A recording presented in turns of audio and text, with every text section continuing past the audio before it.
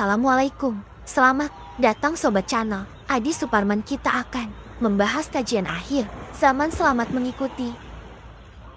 3, 2, 1. Ada yang bernama Aswad al-Unsi dari Yaman. Ada yang namanya Musailamah al-Kazzab dari Yamama. Ada yang namanya Ibnu Sayyad dari Madinah.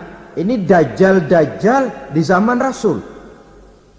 Musailamatul Kazzab memproklamirkan diri jadi nabi dia. Di zaman Rasul masih hidup. Ini dajjal zaman nabi. Di zaman sahabat muncul dajjal-dajjal. Di zaman kita sekarang ini dajjal-dajjal pun gentayangan. Dajjal-dajjal kelas teri. Kerjanya mendustakan manusia, menyesatkan manusia, memalingkan manusia dari jalan yang benar dan diridhoi oleh Allah Subhanahu wa taala. Adapun yang merupakan tanda besar dari datangnya kiamat, dajjal-dajjal kelas kakap. Pembohong-pembohong besar yang menyesatkan masyarakat manusia berpaling dari jalan Allah mengikuti jalan mereka. Apa sih ciri dajjal itu? Kata Nabi dalam hadis Bukhari Muslim, innad dajjala, sesungguhnya yang namanya dajjal itu yakhruju, satu saat akan muncul mendekati hari kiamat, wa inna ma'ahu ma'an, si dajjal ini membawa air, wanaran, dan juga membawa api. Dua simbol. Di tangan yang satu dia bawa air, di tangan yang satu dia bawa api. Wa ammal ladzi yarahu an-nasu ma'an fanarun. Adapun yang orang banyak lihat air, hakikatnya adalah api. Yang dilihat api, hakikatnya adalah air. Oleh sebab itu, kalau api yang ditawarkan, ambillah air. Kalau air yang ditawarkan, pilihlah api. Maksudnya apa ini? Ini bahasa simbol, saudara-saudara. Dajjal bicaranya seolah-olah untuk kepentingan manusia. Menawarkan surga. Surga yang dia tawarkan hakikatnya neraka. Hai manusia, kalau kau mau bahagia, jangan dekat-dekat dengan agama. Solat itu tidak efektif dan efisien, tidak produktif dari segi ekonomi itu. Menghadiri majelis taklim cuma buang-buang waktu. Tahajud, tasbih, tahlil, baca Quran, apa itu? Pekerjaan mubazir saja. Hidup ini cuma sekali, masa yang cuma sekali, manfaatkan dengan sebaik-baiknya. Mumpung. Dibawanya sifat mumpung, tetapi dalam pengertian yang sangat negatif. Bicaranya seolah-olah untuk kepentingan manusia, tetapi sebenarnya menjerumuskan manusia. Menawarkan air, tapi sebenarnya api. Menawarkan api, tapi hakikatnya air. Buat apa kamu sholat? Buat apa kamu bayar zakat? Buat apa kamu puasa?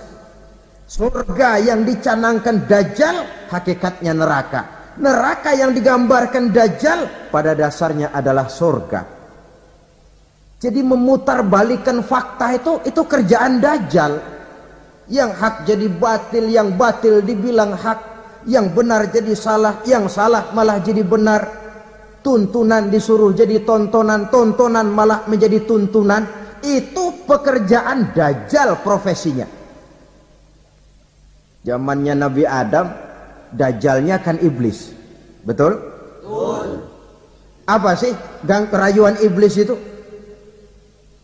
Allah setelah menciptakan Nabi Adam kan bilang, Adam, kau dan istrimu Hawa tinggal di surga ini. Seluruh fasilitas yang ada di surga persilahkan kau nikmati. Satu yang tidak boleh, jangan coba-coba dekati pohon khuldi. Dekat saja jangan, apalagi sampai memetiknya.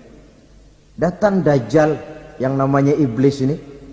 Adam, kamu tahu nggak kenapa tidak boleh makan buah khuldi?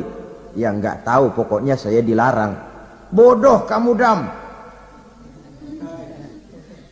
Khuldun artinya kekal. Kalau kamu makan itu buah, kau akan kekal di surga buat selamanya. Allah tidak kepengen, maka dilarang kamu makan buah khuldi. Kalau kau ingin kekal di surga Adam, makan saja. Saya bicara begini ini untuk kepentingan kamu Adam. Ini kan ciri-ciri Dajjal. Bicaranya sih seolah-olah untuk kepentingan Nabi Adam. Hakikat sebenarnya menjerumuskan Nabi Adam supaya ingkar dan melanggar larangan dari Allah Subhanahu wa ta'ala. Jadi setelah muncul Dajjal, timbul kekacauan-kekacauan di masyarakat. Banyak yang terpengaruh, terpedaya dan terpesona. Termasuk mereka yang memproklamirkan diri jadi nabi. Mereka yang memproklamirkan diri jadi rasul di zaman sesudah Rasulullah wafat, itu adalah Dajjal-Dajjal.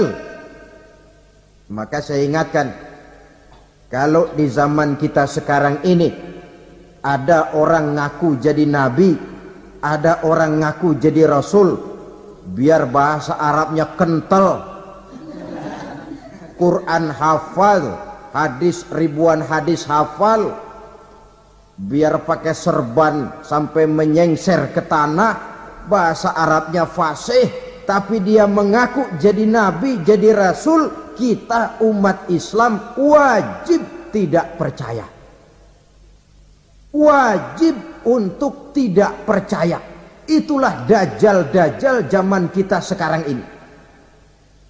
Tidak mustahil mereka datang mempengaruhi orang-orang awam supaya berpaling dari Rasulullah, mengikuti mereka. Nah, di akhir zaman nanti mendekati hari kiamat, Dajjal ini muncul, Dajjal kelas kakap, menyesatkan masyarakat manusia untuk berpaling dari Islam, mengikuti seruan mereka. Apalagi di antara datangnya kiamat itu, tanda yang besar itu, turunnya Nabiullah Isa Al-Masih, putra Maryam. Menurut berbagai hadis yang sahih, Nabi Isa Al-Masih nanti akan turun lagi. Tidak membawa risalah yang baru, tapi meluruskan risalah Islam ini yang telah banyak ditinggalkan oleh masyarakat. Bahkan ada hadis menjelaskan beliau akan membunuh Nabi, mematahkan kayu-kayu salib, lalu melaksanakan haji dan umrah mengikuti syariat Nabi Muhammad, bukan membawa agama baru. Menjadi semacam mujaddid, reformer, menyelamatkan manusia dari bisikan Dajjal. Bahkan ada riwayat yang menjelaskan bahwa Nabi Isa berhasil mengalahkan Dajjal, mengembalikan masyarakat manusia kembali kepada ajaran Islam yang datang dari Allah, dibawa oleh Rasulullah Sallallahu Alaihi Wasallam. Dengan kata lain, turunnya Nabi Isa bukan sebagai Nabi dan Rasul baru, tetapi mengikuti syariat Nabi kita Muhammad Sallallahu Alaihi Wasallam. Saudara hadirin, ibu-ibu hadirat yang saya hormati, kemudian apalagi di antara tanda-tanda besar akan datangnya kiamat itu? Keluarnya asap atau awan. Kata Nabi, inna min asrati sa'ah dukhanan yamla'u ma bainal masyriqi wal maghrib. Di antara tanda-tanda kiamat munculnya awan atau asap yang memenuhi antara langit dan bumi. Ini pun diperkuat dalam surah Ad-Dukhan ayat 10. Fartaqib yauma ta'ti as-sama' bidukhanin mubin fayughshan nas hadza azabun alim. Bagi orang-orang yang beriman, mereka biasa-biasa saja. Tapi bagi orang kufur, datangnya asap dan awan ini merupakan azab yang kelewat pedih. Barangkali sedikit mendekati gambaran tentang azab yang pedih ini, saya ingatkan alam pikiran kita kepada peristiwa yang belum lama terjadi. Pernah dengar berita bocornya reaktor nuklir di Chernobyl, Uni Soviet? Pernah dengar? bocornya reaktor nuklir di Chernobyl yang mengakibatkan ratusan bahkan sangat mungkin ribuan nyawa. Cuma satu reaktor. Bagaimana kalau seluruh cadangan nuklir yang dimiliki